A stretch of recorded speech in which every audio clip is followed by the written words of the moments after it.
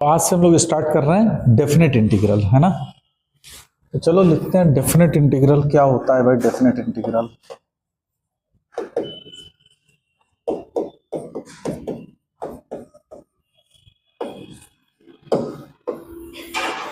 Definite integral क्या होता है। डेफिनेट इंटीग्रल देखो, अभी तक हम लोगों ने क्या पढ़ा था। हमने पढ़ा था कि अगर कोई फंक्शन मेरा एफ एक्स है, कंटिन्यूअस फंक्शन है, अगर एफ एक्स डी एक्स, तो this value will become F of X plus C. ये चीज मारी थी इनडेफिनेट इंटीग्रल, है ना, जहां पे सी जो था वो कांस्टेंट ऑफ इंटीग्रेशन कहलाता था। बोलो भाई, है ना। डेफिनेट इंटीग्रल में क्या है कि सपोज कर लो कि मेरा एक कोई फंक्शन है एफ ऑफ एक्स और ये फंक्शन कंटिन्यूअस है। ध्यान रखना, फंक्शन जो है वो कंटिन्यूअस है in closed interval A to B में, ठीक है। तो A to B F x D X, अब इसी को मैंने ए से बी में इंटीग्रेट किया, किसको, उस फंक्शन को। तो ये मेरा कहलाता है डेफिनेट इंटीग्रल।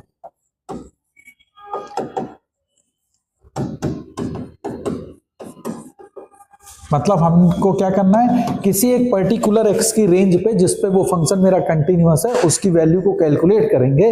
तो this integration is nothing but it is definite integral. Okay, जहां पे ये जो बी होती है ना, इसको हम लोग कहते हैं अपर लिमिट, और जो ये ए है ये क्या कहलाती है, लोअर लिमिट। तो ये ए कहलाएगी तुम्हारी लोअर लिमिट, किसकी किसकी लोअर लिमिट, इंटीग्रल की, और ये है उस इंटीग्रल की अपर लिमिट। ओके, बात समझ में आ गई, है ना।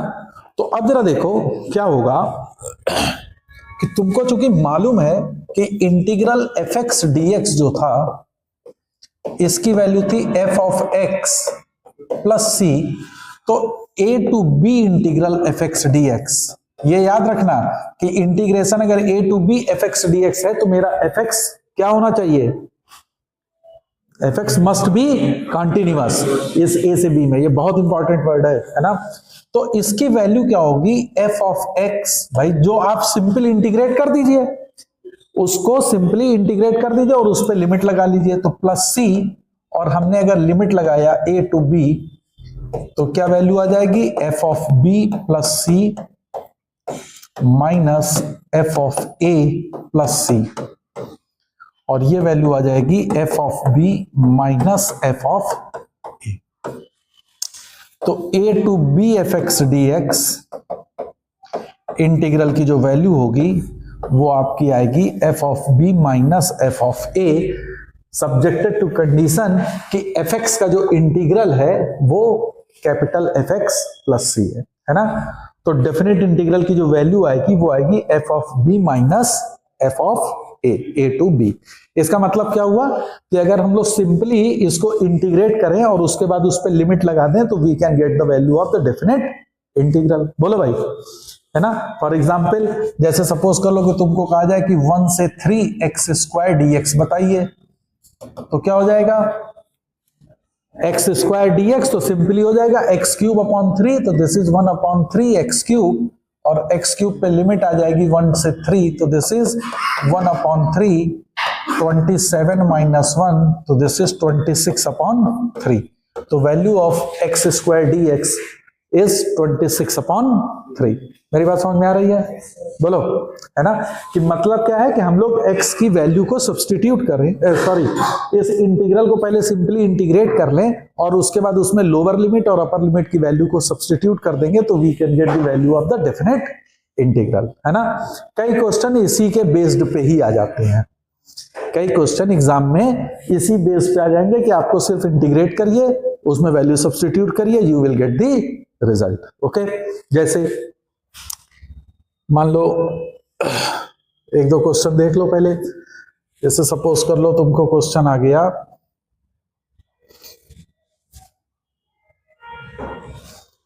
सपोज कर लो एक क्वेश्चन है जेईई मेंस तुम्हारा 2022 में क्वेश्चन आया था, है ना। कि इंटीग्रेट करिए 0 to pi by 2 dx upon 3 plus 2 sine x plus cos x. Is that okay? तो अब इसको क्या करोगे, सबसे पहला काम क्या होगा मेरा, 0 to pi by 2 dx upon, अब चूंकि ये a sine x plus b cos x plus c के टर्म में है, तो इसके लिए हमने क्या सीख रखा है, 2 times tan x by 2 upon 1 plus tan square x by 2 sine x की जगह लिख सकते हैं अपन, बोलो भाई, प्लस cos x की जगह लिखेंगे 1 minus tan square x by 2 upon 1 plus tan square x by 2, बोलो। तो इसमें क्या हो जाएगा तुम्हारा, 1 plus tan square x by 2 ऊपर चला जाएगा और 1 plus tan square x by 2 क्या हो जाएगा, सेक square x by 2।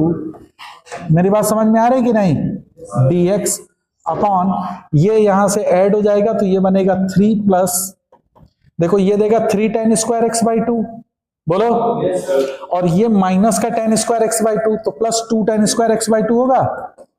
Calculation check करते जाना, ओके।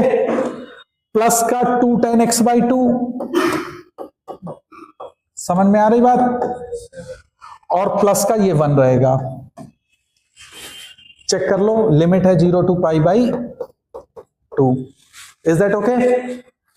तो ये अब क्या तुम्हारा बन जाएगा, 0 to pi by 2 sec square x by 2 dx upon ये क्या बनेगा, 2 tan square x by 2 plus 2 tan x by 2 plus 4, तो 2 बाहर कर देते हैं, 1 बाई 2, तो this is tan square x by 2 plus tan x by 2 plus 2, तो ये हो जाएगा 1 upon 2 integral 0 to pi by 2 sec square x by 2 dx। अब इसको क्या करेंगे, tan x का परफेक्ट स्क्वायर बना देंगे, तो tan x by 2 plus 1 by 2 का होल स्क्वायर, बोलो भाई, तो ये हो गया प्लस का 1 बाई 4 माइनस 1 बाई 4, तो 2 माइनस 1 बाई 4 तो कितना हो जाएगा, 2 माइनस 1 बाई 4। कैलकुलेशन सही था कि नहीं, 3 plus 3 tan square x by 2 minus tan square x by 2, 2 tan square x by 2, हाँ 7 बाई 4 प्लस का ना, तो प्लस का रूट 7 अपॉन 2 का whole square. Is that okay? Is that clear? अब इसमें तुम tan x बाई 2 को प्लस 1 बाई 2, इसको t रख दिया, सॉरी tan x बाई 2 को t ले लो, तो ये क्या दे देगा, सेक स्क्वायर एक्स बाई 2 और 1 upon 2 dx, this is dt। तो ये i तुम्हारा हो जाएगा, अब x की वैल्यू 0 रखोगे तो t की वैल्यू 0, और x की वैल्यू पाई बाई 2 रखोगे तो t की वैल्यू 1, tan पाई बाई 4 हो जाएगा, है ना, बोलो। तो ये sec 1 upon 2 sec square x by 2 क्या हो जाएगा, dt upon t plus 1 by 2 का whole square plus root 7 upon 2 का होल स्क्वायर। तो ये अब ये क्या हो जाएगा, dt upon a square plus x square, बोलो। तो a square plus x square क्या होता है, 1 by a tan inverse x upon a, तो दिस इज 1 बाई a करोगे तो 2 by root 7 tan inverse x की जगह पे क्या है, t plus 1 upon 2 by a is root 7 upon 2। अब इस पे लिमिट तुम्हारी लग जाएगी from 0 to 1। Is that okay? अब इस पे आप वैल्यू को पुट करिए एंड गेट द आंसर, तो इसमें चेक कर लेना जो तुम्हारा आंसर आएगा। तो बेसिकली चीज क्या थी मेरी, कि अगर हम लोग सिंपल सी ही वैल्यू को कैलकुलेट करें और उसके बाद उसमें फाइनल लिमिट को हम लोग सब्स्टिट्यूट कर दें, तो you can get the value of the integral, है ना। जैसे अब जैसे ये क्वेश्चन है, तो ये तुमको सिंपली दिख रहा है कि a square minus x square का फॉर्म बन रहा है, बोलो। तो इसको कैसे करोगे तुम, मैं अभी सिर्फ सिंपली इंटीग्रल की वैल्यू अगर निकालू, तो दिस इज 3 रूट 2 अपॉन 4 से कहां तक जा रहा, 4 dx upon 48 times dx upon under root. अब इसमें जब 4 बाहर ले लेते हैं, 4 अगर बाहर लोगे तो कितना आ जाएगा, 1 by 2 under root 9 by 4 that is 3 by 2 का whole square minus x square. तो ये dx upon a square minus x square है। अब a square minus x square क्या देता है? Sine inverse x upon a, और ये 1/2 से 48 कैंसिल होगा तो ये देगा 24 साइन इनवर्स, बोलो, x अपॉन ए क्या है? 3/2, तो 2x अपॉन 3 हो जाएगा। और इस पे ये लिमिट आप लगा दोगे 3√2 अपॉन 4 से 4, बोलो भाई। तो अब इसकी वैल्यू को कैलकुलेट कर लोगे, तो साइन इनवर्स ये 4 था ना, 3√2/4 से 4 तक। हाँ, अब पता नहीं कैलकुलेशन में कोई गड़बड़ तो नहीं है। साइन इनवर्स, अब ये अगर 4 रखते हैं तो ये 8/3 दे देगा, ये तो पॉसिबल ही नहीं हो सकता ना, इसलिए 4 नहीं होगा यहाँ पे। आई थिंक ये लिमिट का कुछ वैल्यू गलत है यहाँ पे, क्योंकि ये तो साइन इनवर्स 8/3 दे देगा, विच इज नॉट पॉसिबल, है ना। तो ये 4 नहीं होगा, आई थिंक ये कुछ और है, इसको वैल्यू को चेक करना पड़ेगा तुमको। तो मेरा कहने का मतलब है कि ये इंटीग्रल आप वैल्यू को कैलकुलेट करेंगे and then finally put the limit, तो you will get the answer, है ना। इसमें कुछ मिस प्रिंटिंग है, ठीक है, उसको देख लेना। तो that is a square minus x square. तो मेरा कहने का मतलब तुम लोग समझ में आया क्या, कि हम लोग इंटीग्रेट करेंगे और फिर वैल्यू को सब्स्टिट्यूट कर देते हैं, ठीक है ना। तो इससे हमको डेफिनेट इंटीग्रल की वैल्यू तो मिल जाती है। अब बात आती है कि जो डेफिनेट इंटीग्रल सर था a to b fx dx जो हम लोगों ने कैलकुलेट किया, ये एक्चुअल में किसको रिप्रेजेंट कर रहा है, ये होता क्या है ना। कि जैसे सपोज कर लो कि मेरा ये कोई एक कर्व है और यहां पे कोई वर्टिकल है a and this is your vertical line b, और a से b पे हम लोग ये y equal to f of x हमको गिवन है, और हम लोग को इस इंटीग्रल की value a to b fx dx calculate करनी है। तो ये याद रखो कि ये जो आएगा fx dx a to b, ये कहलाता है area of the function, area enclosed bye fx with x axis, ठीक है। a to b fx dx क्या कहता है? Area enclosed by the fx with the x axis in between these two vertical line, है ना, between x equal to a and x equal to b। अच्छा, क्या ये एरिया को ही represent करता है? तो ये याद रखना, यहां पे एक वर्ड यूज करना,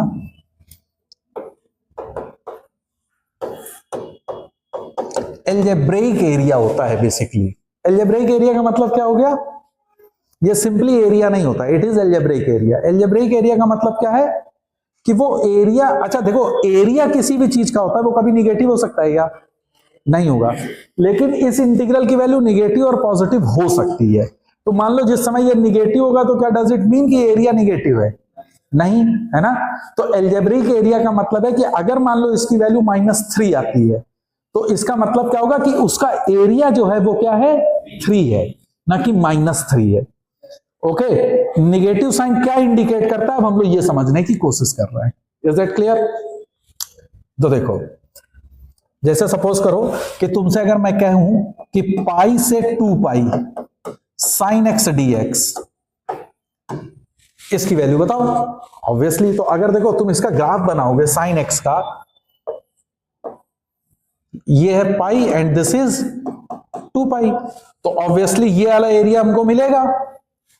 लेकिन अगर मैं पाई से 2π साइन एक्स का ग्राफ इंटीग्रल करूं तो this is minus cos x, और इसकी लिमिट है फ्रॉम पाई टू 2π, तो ये दे देगा minus of cos 2π minus of cos pi. अब कॉस 2π की वैल्यू कितनी होगी? 1, और कॉस पाई की -1, तो माइनस माइनस प्लस 1, तो 1 + 1 दैट इज 2, और ये माइनस है तो this comes out to be -2। लेकिन अब या तो कोई एरिया दे रहा है लेकिन उसकी वैल्यू उसने क्या कह दी? -2, तो क्या पॉसिबल है कि एरिया -2 होगा? नहीं। तो एरिया इसका क्या है? 2 है, it is not -2। Negative sign केवल कुछ इंप्लीकेट कर रहा है, जिसको अभी हम लोग बात करते हैं कि वो क्या बता रहा है। समझ में आ गई मेरी बात? तो इसलिए a से b fx dx जो होता है वो एल्जेब्रिक एरिया होता है, it is not only the area. Clear मेरी बात? अब देखो कि ये मतलब क्या होगा, कि इसका क्या सेंस होगा। अब देखो समझो, जैसे अगर मान लो मैं इंटीग्रेट कर रहा हूं a to b fx dx, मैं इसको इंटीग्रेट करने चल रहा हूं, है ना, और जबकि हमको ये मालूम है कि f ऑफ x का जो इंटीग्रल था वो सिंपली कैपिटल fx था dx प्लस ए कांस्टेंट। बोलो, तो इसका मतलब है जो मेरा fx है this is nothing but it is the f prime x के बराबर है। बोलो, ये तो फैक्ट है ना। अब मान लो मेरे पहली कंडीशन कि fx इज ग्रेटर देन और इक्वल टू 0। fx मेरा ग्रेटर देन और इक्वल टू 0 है। अगर fx मेरा ग्रेटर देन और इक्वल टू 0 है तो इसका मतलब क्या सिग्निफाई कर रहा है कि f prime x is greater than और इक्वल टू 0। ये क्या सिग्निफाई कर रहा है कि मेरा fx जो है वो इंक्रीजिंग फंक्शन है। बोलो भाई, fx जो है वो मेरा इंक्रीजिंग फंक्शन है, और हमने देखा था कि a से b fx dx this is nothing but it is f of b minus f of a था। बोलो भाई, यही तो था, a to b fx dx is f of b minus f of a, और fx मेरा increasing है। अब जरा ध्यान देना, fx ग्रेटर देन और इक्वल टू 0, इसका मतलब क्या है कि मेरा जो फंक्शन fx है वो x एक्सिस के ऊपर होगा, तभी तो वो पॉजिटिव होगा ऑलवेज। तो वो x एक्सिस के ऊपर है, पहली चीज है ना, इक्वल टू 0 में कहीं पे वो मान लो आके टच कर रहा होगा। Is that clear? ये पॉइंट अगर A है और ये पॉइंट मेरा B है, मतलब हम किधर की तरफ मूव कर रहे हैं? Right side. We are moving right side. Is that clear? और फंक्शन मेरा x एक्सिस के ऊपर है, तो इसका मतलब क्या होगा? B जो है वो ग्रेटर देन A है। अरे बोलो हाँ। और fx चूंकि इंक्रीजिंग फंक्शन है तो f of b must be greater than f of a, तो ये वैल्यू तुमको क्या मिलेगी? पॉजिटिव, एंड ये वैल्यू विल बी पॉजिटिव। तो a to b fx dx ये डायरेक्टली एरिया हो जाएगा पॉजिटिव साइन के साथ अगर मेरा फंक्शन x एक्सिस के ऊपर होगा और हम राइट वर्ड मूव कर रहे हैं वो इंटीग्रेशन के लिए। नहीं समझ में आई मेरी बात? Is that clear? समझ में आई मेरी बात? क्या कि fx dx a to b this will be f of b minus f of a, तो ये पॉजिटिव इंटीग्रेशन तुमको वैल्यू हमेशा देगा अगर हम राइट वर्ड मूव कर रहे हैं और फंक्शन मेरा x एक्सिस के ऊपर है। क्लियर? इसी में अब जरा सोच लो, अब यही चीज का सेकंड पार्ट समझो। मान लो मेरा fx तो तुम्हारा ऊपर ही होता और ये पॉइंट होता b और ये पॉइंट होता a, और हम इंटीग्रेट कर रहे हैं a टू b। अब हम कैसे चल रहे हैं? लेफ्ट वर्ड मूव कर रहे हो। बोलो भाई, नहीं समझ में आ रही मेरी बात? इस पर्टिकुलर केस में अभी भी value f of b minus f of a होती, लेकिन चूंकि फंक्शन इंक्रीजिंग है तो f ऑफ a की वैल्यू f ऑफ b से बड़ी होगी, तो ये चीज क्या आ जाएगी? माइनस। तो फंक्शन ऊपर है लेकिन हम मूव कर रहे हैं, इंटीग्रेशन जो है वो किधर है? लेफ्टवर्ड। जो ये a से b इंटीग्रल है ना, जिस a से b ये इंटीग्रल है, इसको हम लोग क्या कहते हैं? इसको क्या कहेंगे? मतलब इसको बेसिकली तुम कह सकते हो कि इंटीग्रेशन का डोमेन है, कि यहां से यहां तक तुम्हारा इंटीग्रल जा रहा है ना, इंटरवल ऑफ इंटीग्रेशन, जिसको हम कहेंगे इंटरवल ऑफ इंटीग्रेशन। तो इसका इंटरवल ऑफ इंटीग्रेशन है a टू b, इसका भी है, लेकिन अब हम लोग इसमें लेफ्ट वर्ड जा रहे हैं, तो ये साइन तुमको कैसा मिलेगा? अब निगेटिव। तो ये एरिया उस पर्टिकुलर केस में क्या आ जाएगी? ये माइनस हो जाएगी। तो मान लो कि ये चीज अगर तुम्हारा a2 है तो a2 क्या होगा? निगेटिव। a2 की वैल्यू क्या हो जाएगी? तो इस इंटीग्रल की वैल्यू माइनस ऑफ a2 लिखोगे।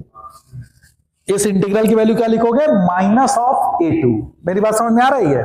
बोलो, है ना? तो वो एल्जेब्रिक साइन हो गया। a2 पॉजिटिव रहेगा लेकिन minus of a2 will be the value of this integration. अब इसी के सेकंड पार्ट को समझो। मान लो कि तुम्हारा एफ एक्स निगेटिव होता, ठीक है, अगर एफ एक्स निगेटिव है तो एफ प्राइम एक्स क्या होगा, ये निगेटिव हो जाएगा, तो इसका मतलब एफ एक्स मेरा डिक्रीजिंग फंक्शन होगा, है ना। तो अब क्या है, मान लो वो ऐसे फंक्शन जा रहा है, ठीक है, ये y equal to f of x है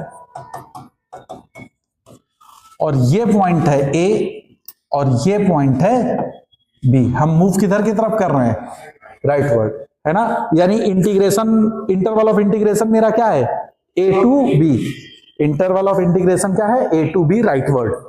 तो अब तुम्हारा जो होगा a to b F x D x, this will be nothing but it is f of b minus f of a। अब चूंकि हम a टू b जा रहे हैं तो since b is greater than a है तो f of b will be less than to f of a होगा, because f of x is decreasing function. तो f of b minus f of a, अब इस case में क्या मिलेगा, negative, f of b minus f of a क्या मिलेगा, तो ये वैल्यू जो होगी, ये एरिया तो पॉजिटिव है लेकिन इस इंटीग्रल की वैल्यू निगेटिव होगी। तो मान लो अगर इस एरिया को मैं a3 से रिप्रेजेंट अगर कर रहा हूं तो ये वैल्यू क्या होगी, माइनस a3। क्या ये बात समझ में आ गई, बोलो भाई, इज दैट क्लियर। तो वही हमने कहा था कि a to b F x D x basically किसको रिप्रेजेंट कर रहा है, एल्जेब्रिक साइन के साथ एरिया को।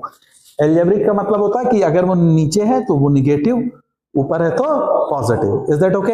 अब इसी में सपोज कर लो कि तुम्हारा फिगर ऐसे होता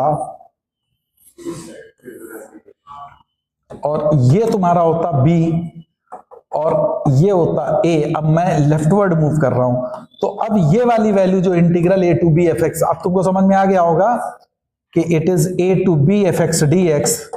तो अब ये वैल्यू तुमको क्या देगा, ये पॉजिटिव वैल्यू मिल जाएगी, है ना। तो अगर x एक्सिस के फंक्शन ऊपर है, फंक्शन x एक्सिस के ऊपर है और हम मूव कर रहे हैं लेफ्ट टू राइट, तो हमको इंटीग्रल की वैल्यू पॉजिटिव मिलेगी। अपोजिट अगर कर दो, अगर फंक्शन नीचे है और राइट टू लेफ्ट आ रहा है तब भी वैल्यू पॉजिटिव मिलेगी, ठीक है। बाकी दोनों केस में हमको वैल्यू नेगेटिव मिलेगी। क्लियर है, is that clear.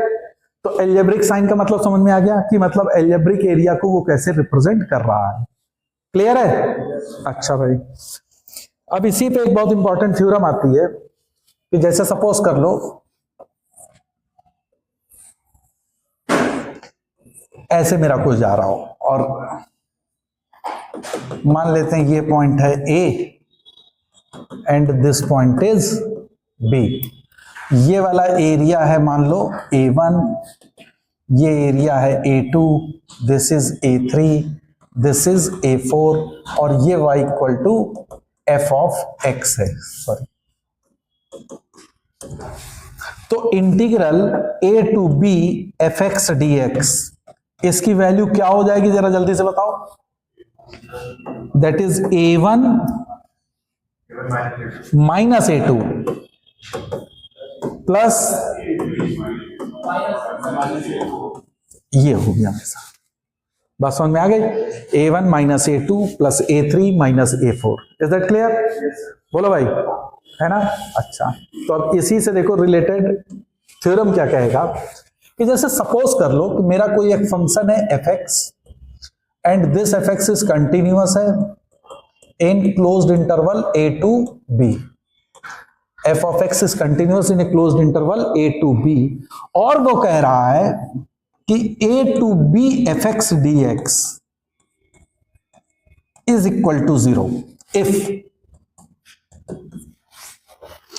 a function fx is continuous in closed interval a to b and if a to b fx dx is equal to 0। Okay, अब देखो a से b कह रहा है, इसका मतलब b is greater than a है, ये तो क्लियर हो चुका है हमको। तो a to b fx dx कह रहा है, इसका मतलब मैं किधर जा रहा हूं, लेफ्ट से राइट की तरफ, जो सिंपल मूवमेंट होता है हमारा, है ना। बोलो भाई। अब वो कह रहा है fx dx is equal to 0, तो अब इसकी दो पॉसिबिलिटी बनती है। कौन कौन सी दो पॉसिबिलिटी बन सकती है भाई, f x D x is equal to, मान लो ये है तुम्हारा, ये है a और ये है b, तो ये तो क्लियर है कि F x D x area, algebraic area को रिप्रेजेंट कर रहा है। अब ए से बी तक जा रहे हैं और एरिया की वैल्यू 0 आ रही है, तो एक तो पॉसिबिलिटी है कि वो फंक्शन हर समय एक्स एक्सिस पे इलाई कर जाए, यानी कि 0 हो, पॉसिबिलिटी हो सकती है। दूसरी पॉसिबिलिटी क्या हो सकती है, ये ए है, ये बी है, वो कुछ ऐसे या कुछ ऐसे जा रहा हो, बोलो भाई, है ना। तो जैसे सपोज कर लो कि मैं इसको मान ले रहा हूं कि फंक्शन ऐसे जा रहा है और ये पॉइंट है सी, तो ये पॉइंट है A1 और ये पॉइंट है A2। तो इसका मतलब है कि A1 minus A2 is equal to 0, ये होगा। या कैसे जा सकता है, वो ऐसे भी जा सकता है,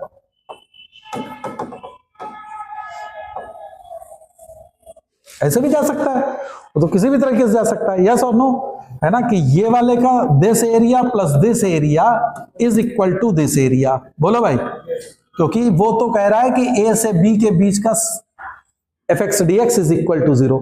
तो इन ग्राफ को, इस ग्राफ को देख के तुमको क्या फील हुआ? नहीं, जितना नीचे जितना ऊपर नहीं मतलब है। इसका मतलब ये होगा कि ए से बी के बीच में वो फंक्शन एटलीस्ट एक्स एक्सिस को एक बार तो कट करेगा ही। तो ये रिप्रेजेंट करता है then F X must have at least one root, नहीं समझ में आया, one root in A to B, A से बी के बीच में उसका कम से कम एक रूट तो जरूर होगा, है ना। अगर आपको ये दिया है उसने कि A to B F x D X equal to 0 and function is continuous in closed interval A to B, then this function must have at least one root in between A to B. क्या ये बात समझ में आ गई कि नहीं? बोलो भाई।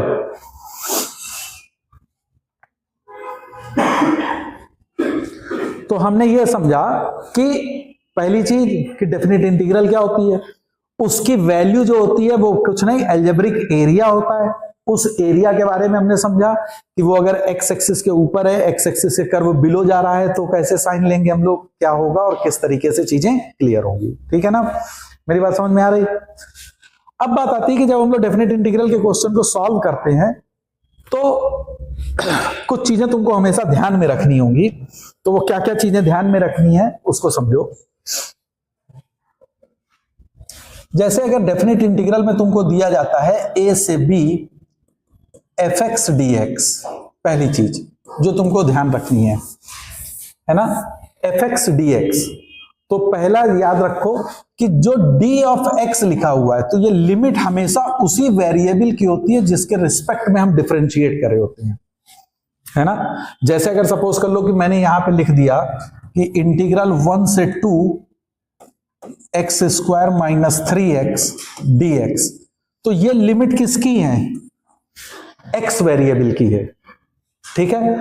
अगर इसी को मैंने लिख दूं कि 1 से 2 x square minus 3x, for example समझा रहा हूं, डी ऑफ ln x, चाहे डी ऑफ e की power x, late us assume D of e की पावर x, ठीक है। तो अब ये लिमिट किसकी है? ये e की पावर x की लिमिट है ना।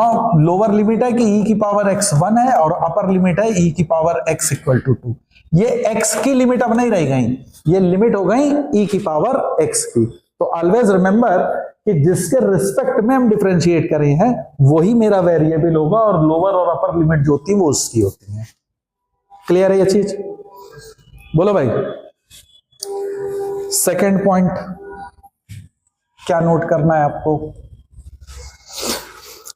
देखो, हम लोग जब इंटीग्रल करते हैं तो ऑब्वियसली उसमें हम लोग सब्स्टिट्यूशन भी लगाते हैं कि नहीं लगाते हैं, है ना। तो सब्स्टिट्यूशन भी लगाते हैं। तो याद रखना कि सब्स्टिट्यूशन के समय क्या तुमको ध्यान रखना होगा। जैसे मान लो कि तुमको है कोई function F of sine x है और डी एक्स तुमको दिया हो और यहां पे 0 से पाई लिमिट जा रही है, और आपको ऐसा हो कि उसमें substitution sine x equal to t रखना है। ये मेरा सब्स्टिट्यूशन है। क्या है सब्स्टिट्यूशन? साइन एक्स को टी रखना है जिससे कि मेरा ये इंटीग्रल सॉल्व होगा। लेट अस अज्यूम कोई भी वो इंटीग्रल है, ठीक है। मैं बात जो कहने जा रहा हूं उसको समझ लो। तो तुम्हारा क्या हो जाएगा? तो ऑब्वियसली वो cos x dx तुम्हारा dt बनेगा, और वो यहां से तुम उसको एलिमिनेट कर लोगे, dt वेरिएबल पे आ जाओगे। अब लिमिट हम लगाएंगे, x की वैल्यू जब 0 होगी तो t क्या दे देगा? 0 देगा। अब तो हम dt लिखेंगे ना यहाँ पे कुछ f ऑफ मान लो कुछ t बनेगा और dt का टर्म बन जाएगा। तो अब यहाँ वेरिएबल की लिमिट तुम किसकी लगा रहे होगे? t की। मेरी बात समझ में आ रही है? अब जब तुम t की लिमिट लगाओगे तो जब तुमने लोअर लिमिट निकाली तो लोअर लिमिट क्या आएगी? 0। अपर लिमिट क्या आ गई?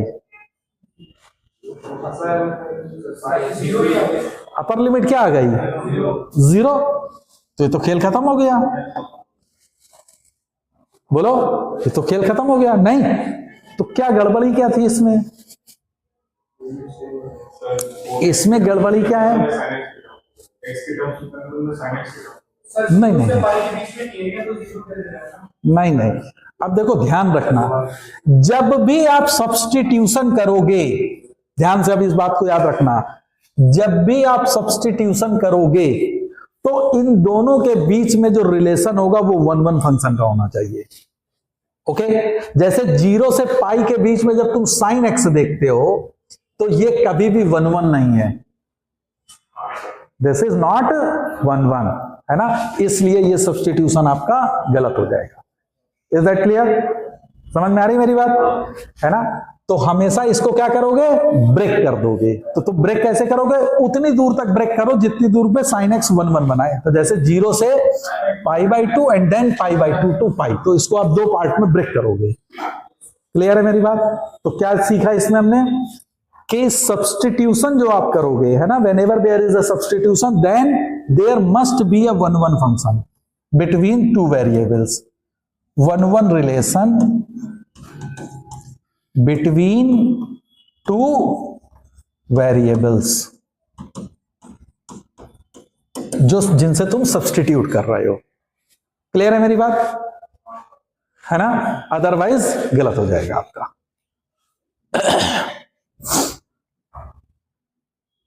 ठीक है, समझ में आ गई बात। तीसरी पॉइंट क्या तुमको याद रखनी है? जब हम सब्स्टिट्यूशन रखेंगे तो तीसरी पॉइंट हमको क्या याद करनी है? देखो वो भी समझ लो।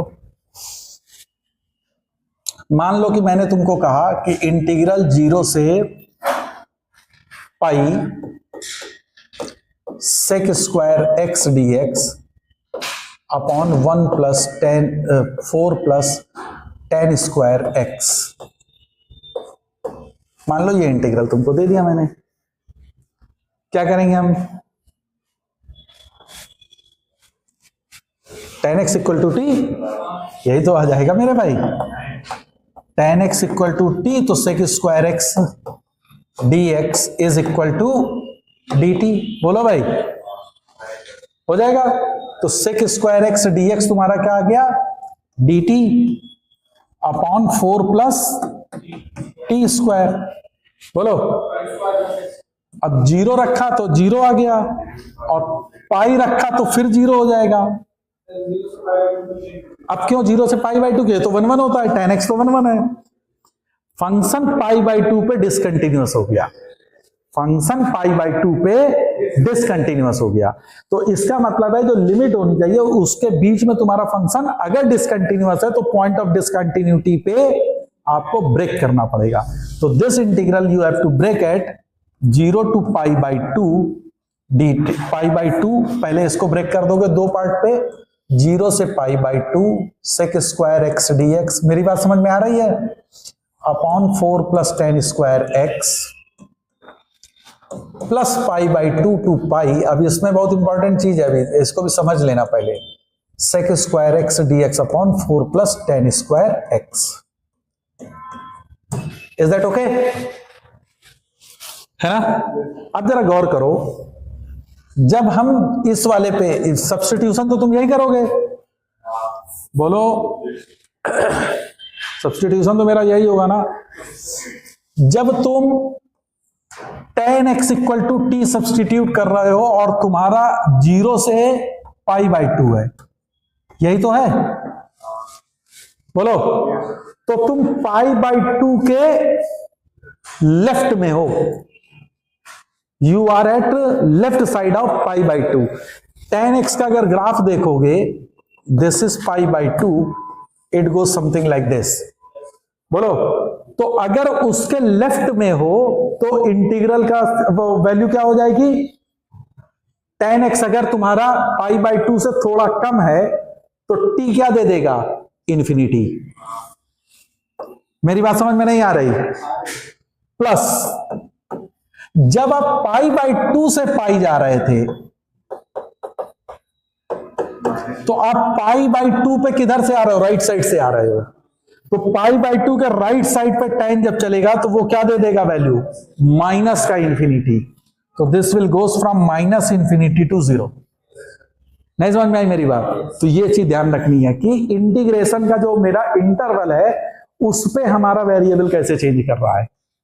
Is that clear? तो this is dt upon 4 + t²। अब आप इसको सॉल्व करिए।